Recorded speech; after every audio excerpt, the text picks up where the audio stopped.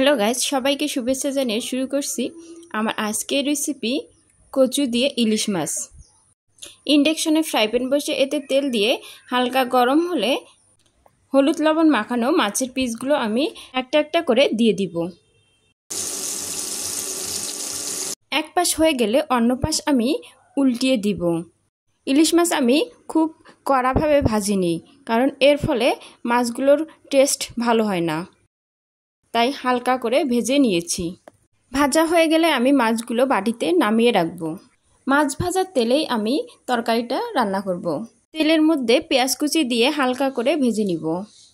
দিয়ে দিচ্ছি 1 চামচ মরিচ গুঁড়া, 1 চামচ হলুদ গুঁড়া, 1 চামচ জিরা গুঁড়া ও 1 চামচ গরম মশলা গুঁড়া। সবগুলো মশলা হালকা করে ভেজে নিব। 2 চামচ আদা রসুন বাটা দিয়ে দিচ্ছি। এরপর সবগুলো মশলা কষিয়ে নিব। সামান্য পরিমাণে জল দিয়ে ঢাকনা দিয়ে ঢেকে দিব। ঢাকনা খুলে 5 মিনিটের মতো মশলাগুলো আমি কষিয়ে নিব লো হিটে, যাতে মশলাগুলো পুড়ে না যায়। কেটে ধুয়ে রাখা কচুগুলো আমি দিয়ে দিব। এরপর ভালোভাবে নেড়েচেড়ে নিব। 1.5 চামচ লবণ দিয়ে দিচ্ছি। এরপর আবারও নেড়েচেড়ে মিশিয়ে নিব। একটা তেজপাতা চিড়ে দিব। 1 বাটি পানি দিয়ে দিব সিদ্ধ করার জন্য। এরপর নেড়েচেড়ে আবারও ঢাকনা দিয়ে ঢেকে দিব কিছু সময়ের জন্য।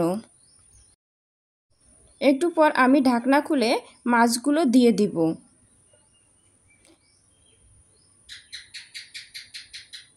আবারও ঢাকনা দিয়ে ঢেকে দিব।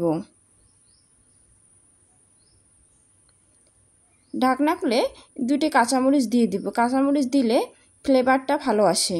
কচু দিয়ে ইলিশ মাছ রান্না আমার হয়ে গেছে। Thanks for watching.